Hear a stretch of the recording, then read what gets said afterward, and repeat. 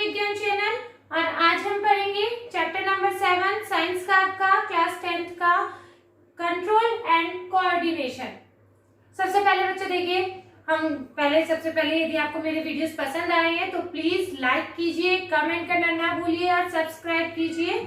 आपका एक सब्सक्राइब हमें बहुत मोटिवेट करता है, सो प्लीज सब्सक्राइब कीजिए। ओके बच्चों, अब आगे बढ़ते हैं। सबसे पहले अब हम देखते हैं कि हमारा लेसन कंट्रोल एंड कोऑर्डिनेशन हमें किस चीज के बारे में बता रहा है, हमें इसमें क्या पढ़ना है।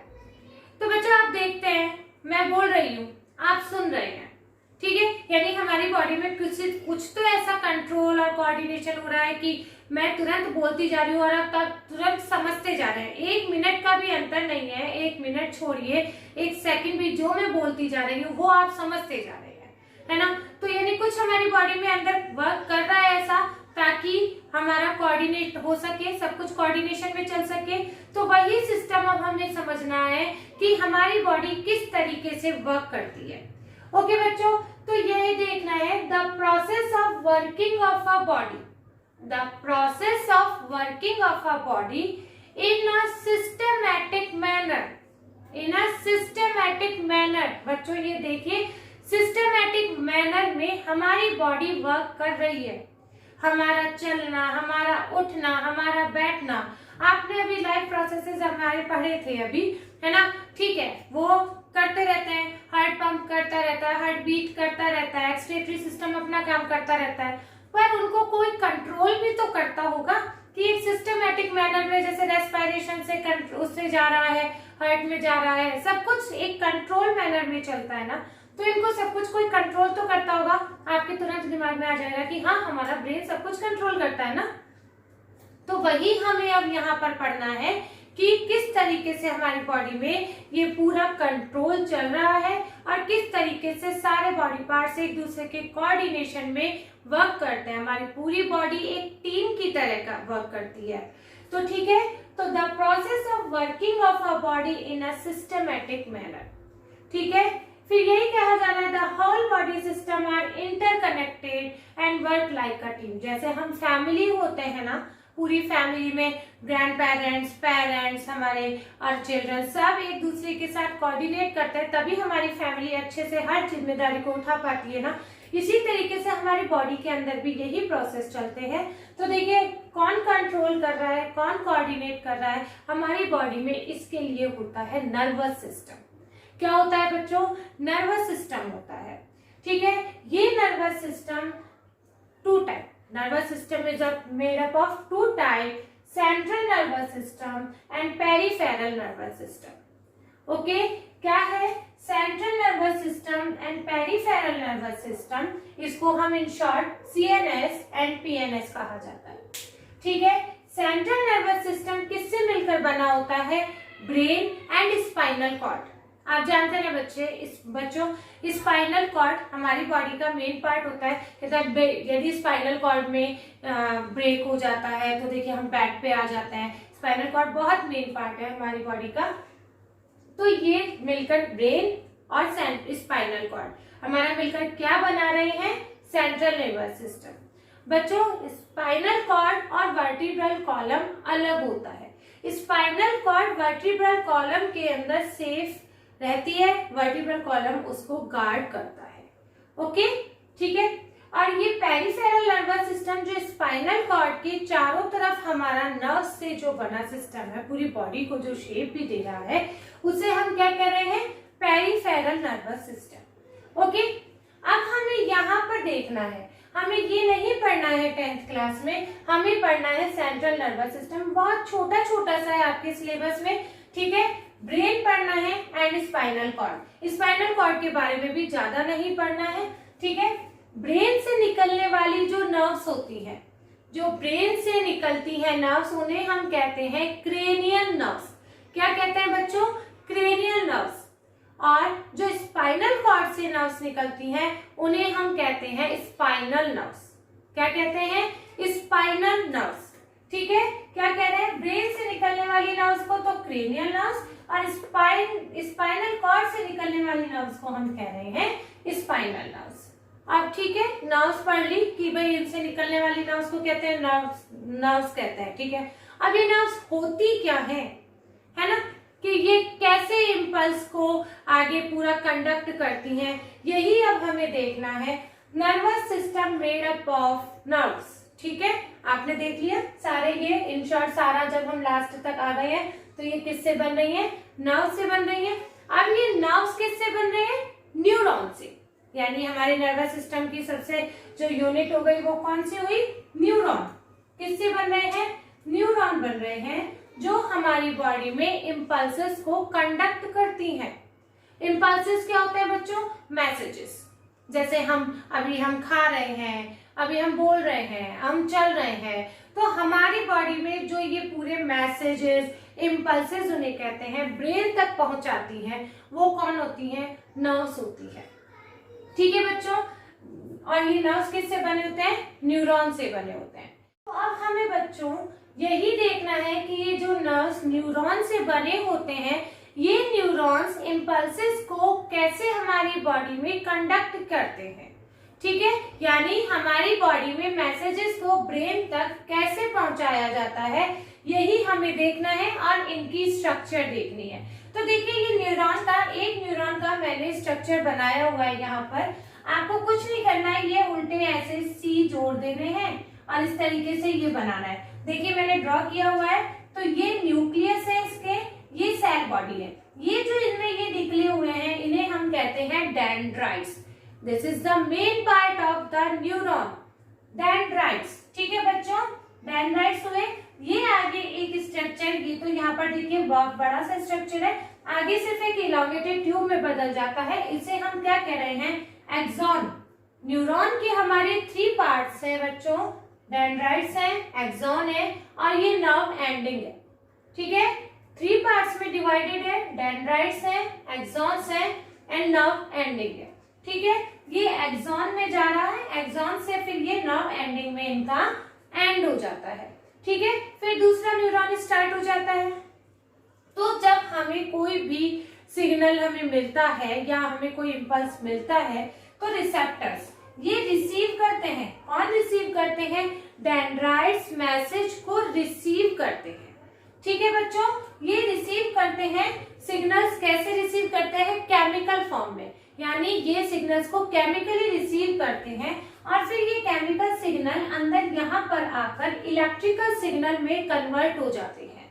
किस में कन्वर्ट हो रहे हैं बच्चों, इलेक्ट्रिकल सिग्नल में कन्वर्ट हो जाते हैं। ये इलेक्ट्रिकल सिग्नल इतने फास्ट होते हैं, बहुत फास्ट होते हैं। आप समझ जाइए, मैं बोल रही हूँ आप सुन रहे हैं, तो ये बहुत फास्ट होते हैं। तो ये इलेक्ट्रिकल सिग्नल ये आगे जाते हैं एक्सॉन से होते हुए, एक्सॉन से होते हुए ये नर्व एंडिंग में जाते हैं, ये नर्व एंडिंग में यहाँ पर आ जाते हैं। ठीक है बच्चों, अब ये देखिए 2 न्यूरॉन्स के बीच में ये गैप आ गया है। क्या आ गया है, 2 न्यूरॉन्स के बीच में गैप आ गया है। इस गैप को हम क्या कह रहे हैं, साइनेप्स। क्या कह रहे हैं बच्चों, gap between 2 neuron is known as synapse. Okay, इस साइनेप्स में क्या भरा होता है, साइनेप्टिक फ्लूइड। क्या भरा होता है, साइनेप्टिक फ्लूइड भरा होता है। यहाँ तक देखिए इलेक्ट्रिकल सिग्नल्स आए थे ना, तो वो सिग्नल्स इस न्यूरॉन ने यहाँ पर छोड़ देता है, यहाँ पर छोड़ देता है और वापस से वो सिग्नल केमिकल सिग्नल में कन्वर्ट हो जाते हैं। ठीक है बच्चों, अब ये केमिकल सिग्नल ये दूसरे न्यूरॉन के डेंड्राइट्स रिसीव कर लेते हैं। क्या करते हैं, दूसरे न्यूरॉन्स के डेंड्राइट्स रिसीव कर लेते हैं और ये यहाँ पर आके फिर से इलेक्ट्रिकल सिग्नल में कन्वर्ट हो जाते हैं और फिर यहाँ पर इलेक्ट्रिकल में आके फिर यहाँ पर ये इलेक्ट्रिकल सिग्नल यहाँ पर छोड़ देंगे, यहाँ पर सिनेप्स होगा, फिर थर्ड न्यूरॉन के डेंड्राइट्स उसको रिसीव कर लेंगे। तो ये पूरा सीक्वेंस इसी तरीके से चलता है। तो कौन रिसीव कर रहा है, डेंड्राइट्स रिसीव कर रहे हैं। कहाँ पर एंड हो रहा है, नर्व एंडिंग पर, इलेक्ट्रिकल सिग्नल वो वहां पर एंड हो जाता है। Gap between the 2 neurons is known as the synapse. Okay, synapse में वापस से सिग्नल्स केमिकल सिग्नल में हो जाते हैं और फिर ये वापस से इलेक्ट्रिकल सिग्नल में हो जाता है। तो बच्चों न्यूरॉन की स्ट्रक्चर आपने देख ली, 3 मेन पार्ट्स है, डेंड्राइट्स है, एक्सॉन है और नर्व एंडिंग है। ओके ठीक है, तो इसको ड्रॉ कर लीजिएगा। ठीक है, अब हमें क्या पढ़ना है ये तो हमने पढ़ लिया कि नर्व्स किस तरीके से न्यूरॉन से बनी हुई होती है। अब हमें ये देखना है कि हमारी बॉडी में नर्व्स कितनी तरह की होती है। कितनी तरह की नर्व्स होती है, एक मैसेज को लाने वाली, एक मैसेज को ले जाने वाली, है ना, और एक इन दोनों के बीच में कनेक्ट करने वाली। इसी बेसिस पे हमारी बॉडी में नर्व्स जो होती हैं वो 3 टाइप्स की होती हैं। कितने टाइप्स की होती है बच्चों? 3 टाइप्स की होती है, sensory nerves, motor nerves and relay nerves. कितने टाइप की? Sensory, motor and relay nerves. Sensory nerve क्या करती है बच्चों?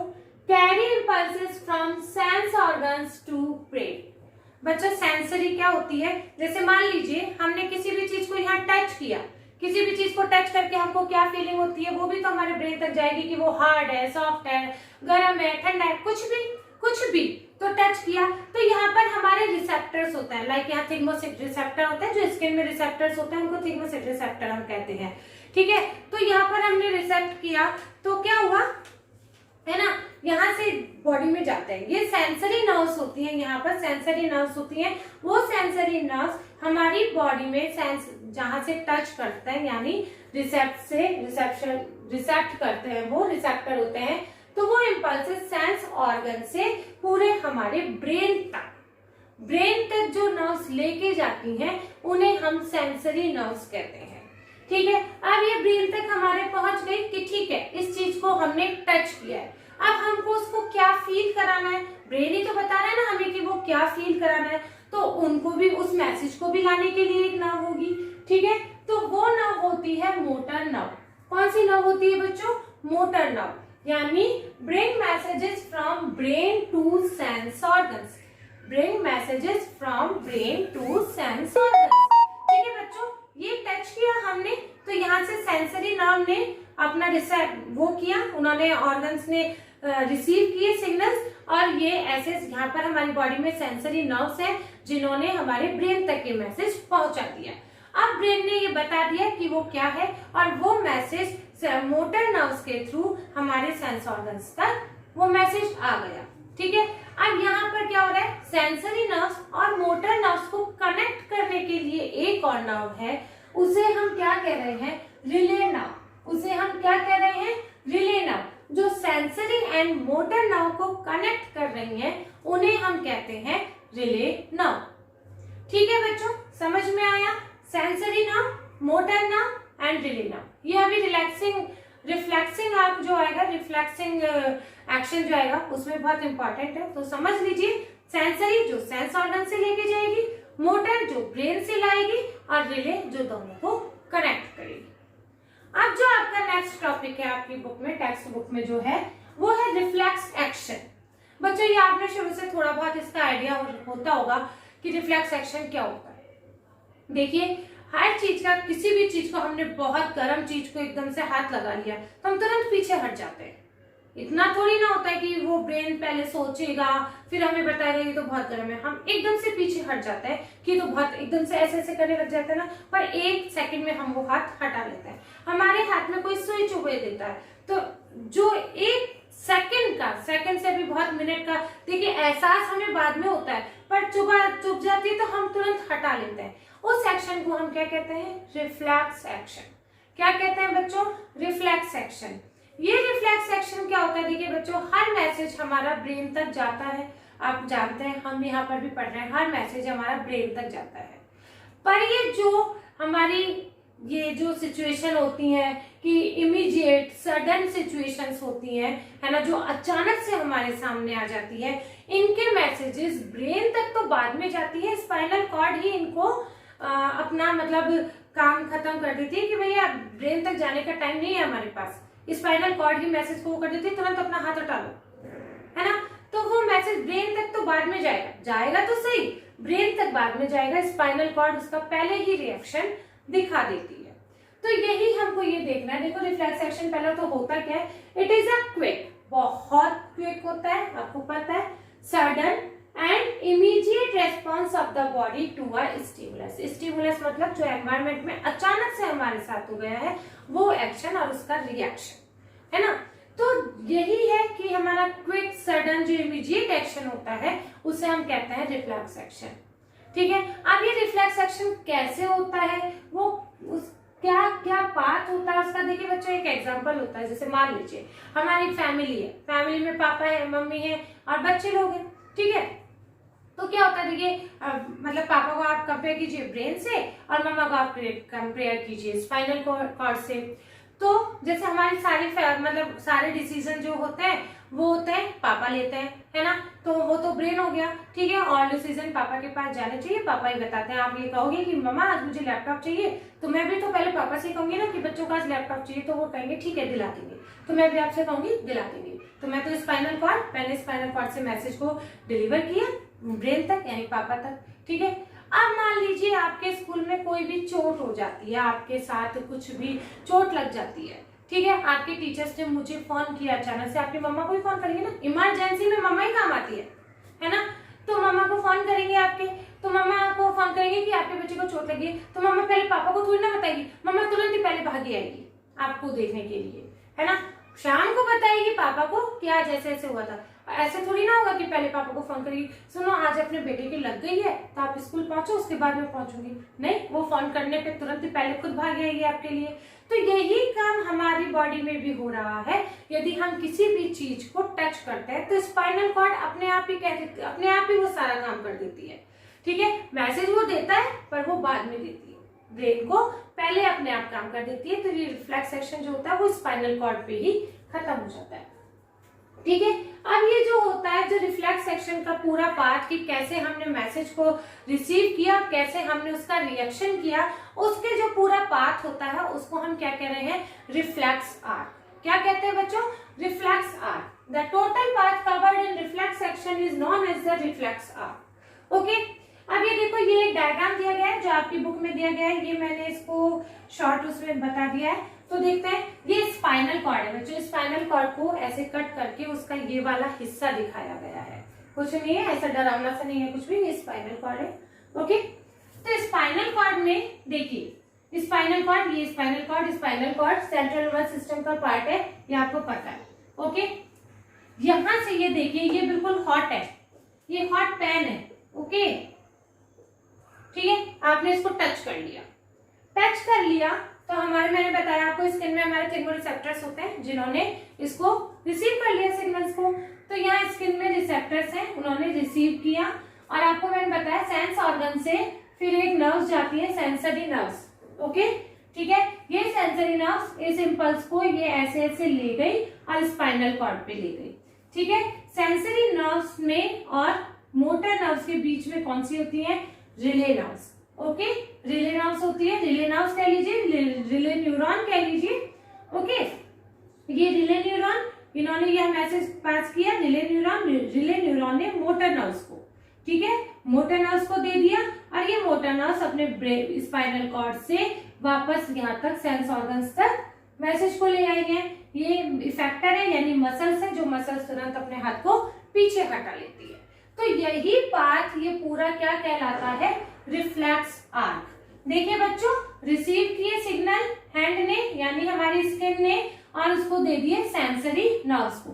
सेंसरी नर्व्स ने क्या किया, स्पाइनल कॉर्ड तक आए, स्पाइनल कॉर्ड पे उन्होंने रिले न्यूरॉन्स को वो दे दिया और रिले न्यूरॉन्स ने वापस से स्पाइनल कॉर्ड से मोटर नर्व्स को दे दिया और इफेक्टर मसल्स हमारी पीछे हट गई।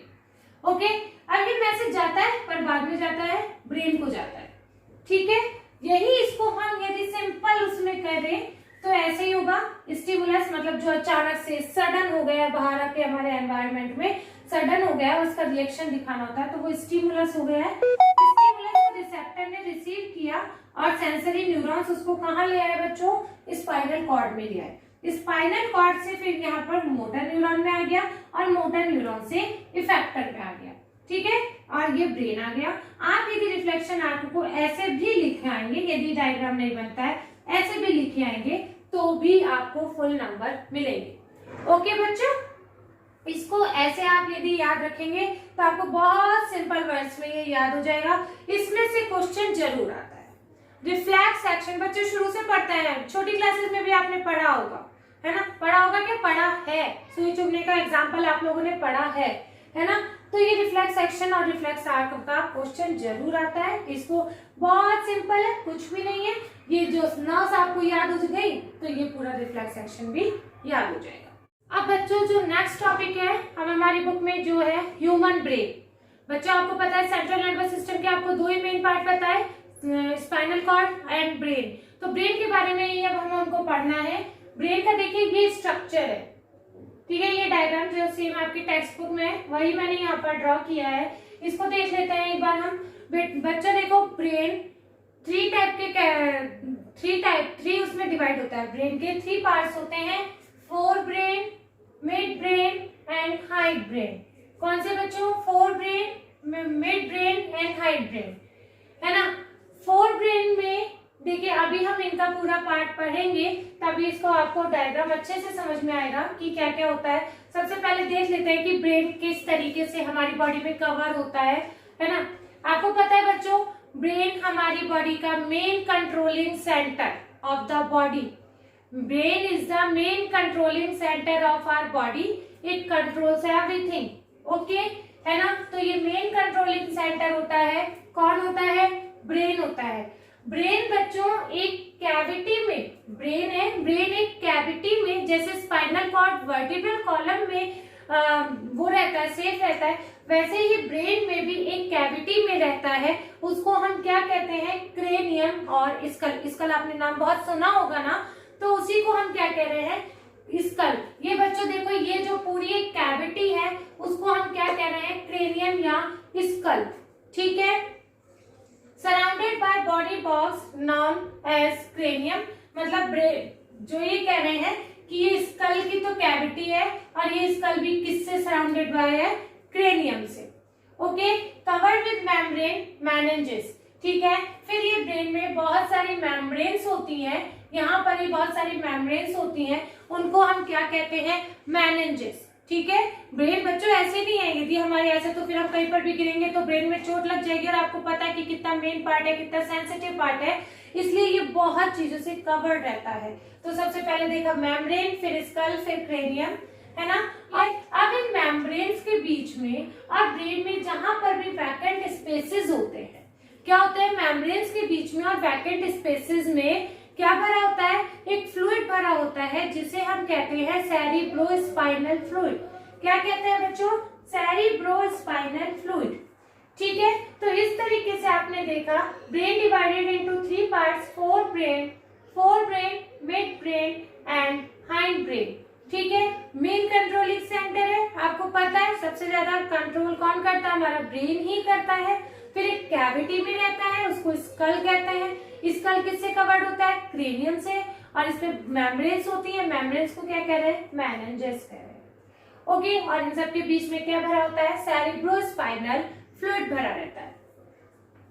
अब हमको ये देखना है कि ये तो देखिए मतलब बच्चों ब्रेन के बारे में थोड़ा सा मोटा मोटा देख लिया हमने कि ब्रेन कैसे कवर्ड होता है। अब brain divided into 3 parts, fore brain, mid brain and hind brain.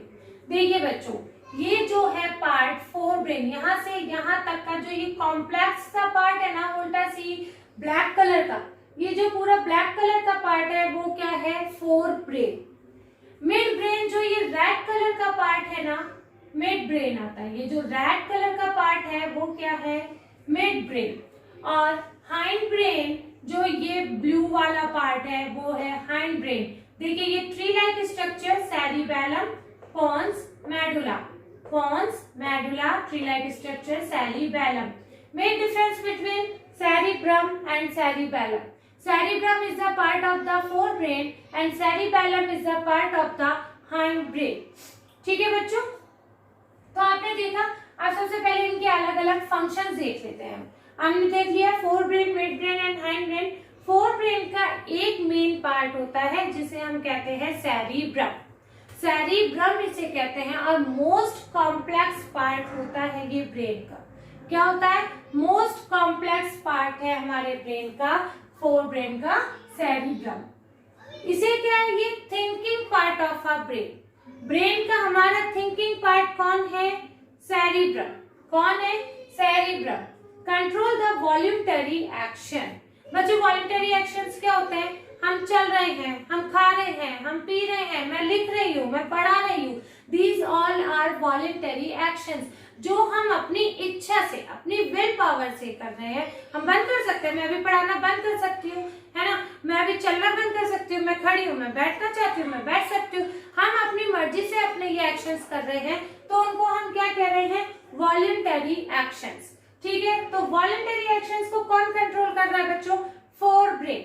कौन कंट्रोल कर रहा है, फोर ब्रेन कंट्रोल कर रहा है। सबसे मेन फंक्शन जो यही है फोर ब्रेन का, सेरिब्रम का। सेरिब्रम का मेन फंक्शन क्या है, वॉलेंटरी एक्शंस को कंट्रोल करना। इंफॉर्मेशन को कौन स्टोर कर रहा है, सेरिब्रम। इंफॉर्मेशन को कौन स्टोर कर रहा है, cerebrum. Centre associated with hunger, क्या कहते हैं, फोर ब्रेन का सेंटर एसोसिएटेड विद हंगर, यानी भूख लगने का जो हमें सेंस होता है वो हमारे कहां पर आ रहा है, fore brain. Receive sensory impulses from various part of the body and integrate it, बहुत सारे इंपल्सेस ये लेता है और उनको इंटीग्रेट करता है। ठीक है, वो भी कौन कर रहा है, सेरिब्रम। जो सबसे मेन पार्ट है वो है वॉलेंटरी एक्शंस को कंट्रोल करना, है ना, उसको आप ध्यान रखिएगा। अब हम जो नेक्स्ट पार्ट आता है मिड ब्रेन। मिड ब्रेन का बच्चों देखिए, ये हाइपोथैलेमस और ये pituitary gland, hypothalamus and pituitary gland, ये हम अभी हार्मोन्स के बीच में पढ़ेंगे। यहाँ आपके सिलेबस में मिड ब्रेन के बारे में कुछ नहीं बताना है, ठीक है, आपके सिलेबस में नहीं है। अब आता है हाइंड ब्रेन। हाइंड ब्रेन फिर से 3 पार्ट्स में डिवाइडेड है हाइंड ब्रेन। हाइंड ब्रेन का ये पार्ट देखिए, पोन्स, मेडुला एंड ये जो ब्लू कलर की स्ट्रक्चर है ये है सेरिबेलम। Pons, medulla, cerebellum. ठीक है बच्चों, तो अब इनके फंक्शंस हम देख लेते हैं। सेरिबेलम का क्या फंक्शन है, कंट्रोल पोस्चर एंड बैलेंस। बच्चों देखिए, हम खड़े हो रहे हैं, ये तो फोर ब्रेन का काम है, पर जब हम खड़े होके हमारा एक पोस्चर बन रहा है, इसका बैलेंस बन रहा है, ठीक है ना, बैलेंसिंग बनेगी तभी तो हम खड़े हो पाएंगे ना। वो काम कौन कर रहा है, सेरिबेलम। वो काम कौन कर रहा है, cerebellum. Precision of the voluntary action, हम चल रहे हैं, वो तो फोर ब्रेन का काम, फोर ब्रेन का काम हुआ सेरिब्रम का, पर वो चल रहे हैं एक डायरेक्शन में, एक बैलेंस बना के हम चल रहे हैं, ऐसे ऐसे थोड़ी ना चलते रहते हैं, चलते हैं एक डायरेक्शन में चलते हैं। वो कौन कर रहा है, सेरिबेलम। कौन कर रहा है बच्चों, सेरिबेलम, यानी वॉलेंटरी एक्शंस को प्रिसाइज कौन कर रहा है, सेरिबेलम। फिर आता है मेडुला। मेडुला ये रहा बच्चों, ठीक है, medulla is known as the stem of the brain. Medulla is known as the stem of the brain and control the involuntary action. Control the involuntary action. Voluntary को कौन कर रहा था, फोर ब्रेन। इनवॉलेंटरी को कौन कर रहा है, मेडुला। लाइक वॉमिटिंग, है ना, क्या होता है, लाइक वॉमिटिंग, है ना, और भी क्या क्या होता है, जैसे हम खा रहे हैं, खाते के बाद सलाइवेशन होता है, ठीक है, ब्लड प्रेशर होता है, ये इनवॉलेंटरी एक्शंस है, इनको कौन कंट्रोल कर रहा है, मेडुला। अब आता है थर्ड पार्ट, पोन्स। पोन्स भी इनवॉलेंटरी एक्शंस को कंट्रोल करता है और control some aspect of the respiration. Respiration को भी कुछ हद तक ये कंट्रोल करता है। कौन कंट्रोल कर रहा है बच्चों, हाइंड ब्रेन का पोन्स। आपसे ये पूछा जाएगा कि हाइंड ब्रेन का कौन सा पार्ट, हाइंड ब्रेन। कौन कंट्रोल कर रहा है, हाइंड ब्रेन कंट्रोल कर रहा है रेस्पिरेशन को भी। तो बच्चों इस तरीके से ब्रेन के बारे में आपके सिलेबस में भी इतना ही है। आगे हायर क्लासेस में बहुत डिटेल में जाना है, बहुत सारे इसमें बहुत कॉम्प्लेक्स स्ट्रक्चर होता है ब्रेन का, पर ये यहाँ पर इन शॉर्ट आपको ये बताना है, ठीक है बच्चों। और please hit the like button and please subscribe my channel E Gyan Vigyan. Okay, bye bye.